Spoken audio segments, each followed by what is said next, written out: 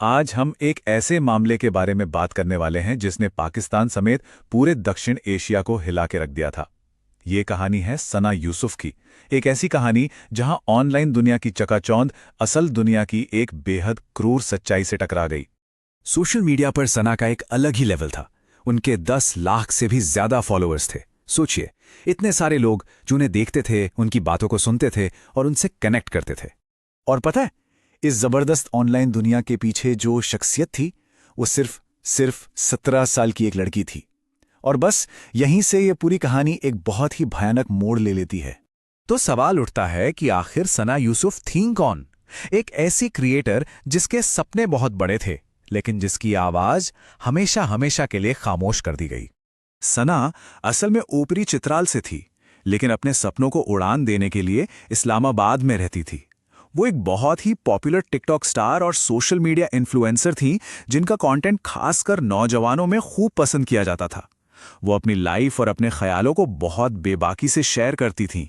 और दुख की बात यह है कि ये सब कुछ तब हुआ जब उन्होंने हाल ही में अपना 17वां जन्मदिन मनाया था। आप चलते हैं उस दिन की तरफ, वो दिन जिसने सब कुछ बदल कर रख दिया। चलिए 2 जून 2025 को हुए उस भयानक अपराध की पूरी टाइमलाइन को समझते हैं। 2 जून की शाम एक हथियारबंद आदमी जबरदस्ती सना के इस्लामाबाद वाले घर में घुस आता है। घर में उस वक्त सना की मां और मौसी भी थीं। डरी हुई, सहमी हुई, उस हमलावर ने बिना कुछ सोचे समझे सना के सीने में 2 गोलियां दाग दीं। उसे तुरंत अस्पताल ले जाया गया, लेकिन तब तक बहुत देर हो चुकी थी और उसकी जान नहीं बच पाई। अब ये सब सुनकर पहला सवाल तो यही दिमाग में आता है ना कि क्या ये कोई रैंडम घटना थी, लूटपाट का मामला था या कुछ और? इसका जवाब है नहीं, बिल्कुल नहीं। पुलिस की जांच में ये बात बहुत जल्दी क्रिस्टल क्लियर हो गई कि ये कोई अचानक हुआ हमला नहीं था, बल्कि एक सोची समझी टारगेटेड किलिंग थी। तो अगर ये एक सोची समझी हत्या थी, तो फिर सवाल ये है कि आखिर इसके पीछे था कौन और क्यों? चलिए जरा पुलिस की जांच और उसके पीछे के मकसद पर नजर डालते हैं। पुलिस ने इस केस को सुलझाने के लिए सच कहूं तो दिन रात एक कर दिया। सबसे पहले उन्होंने सीसीटीवी फुटेज खंगाली, फिर मोबाइल फोन ट्रैकिंग का इस्तेमाल किया गया और इन्हीं सबूतों के आधार पर जो मुख्य संदिग्ध था उसकी पहचान हो गई। और कमाल की बात यह है कि हत्या के सिर्फ 20 घंटे के अंदर अंदर उसे गिरफ्तार भी कर लिया गया।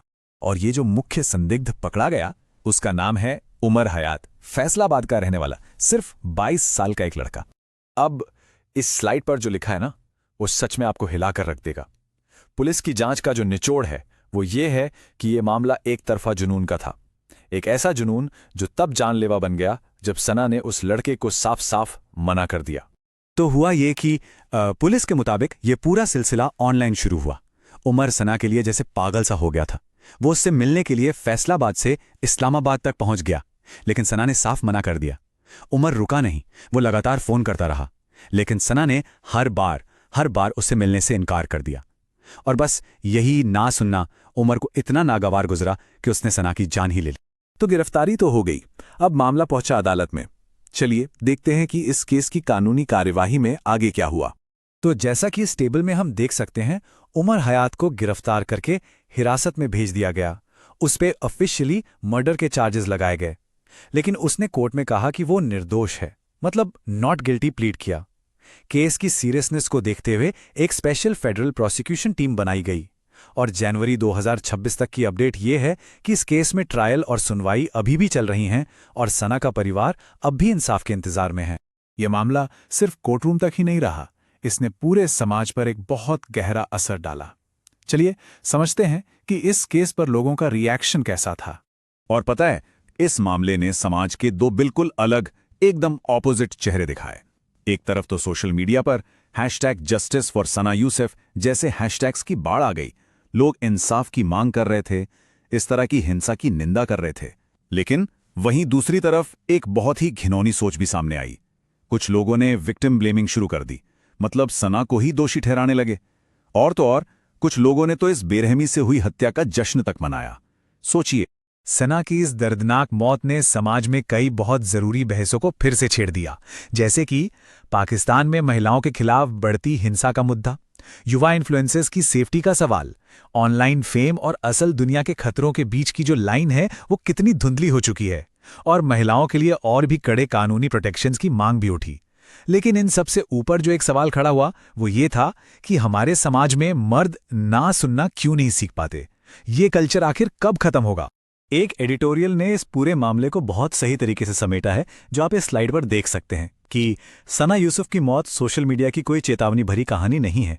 ये एक और मामला है जहां एक पुरुष ने ना को जवाब के तौर पर स्वीकार नहीं किया। ये लाइन ना अपने आप में सब कुछ कह देती है। और हम भी इस चर्चा को इसी एक बड़े सवाल के साथ खत्म करना चाहेंगे। जब एक ऑनलाइन जिंदगी का सामना असल दुनिया की क्रूर हिंसा से होता है, तो आखिर महिलाओं को सुरक्षित रखने की जिम्मेदारी है किसकी? क्या ये सिर्फ सरकार और कानून का काम है, या समाज के तौर पर, एक इंसान के तौर पर हम सबकी भी इसमें कोई भूमिका है?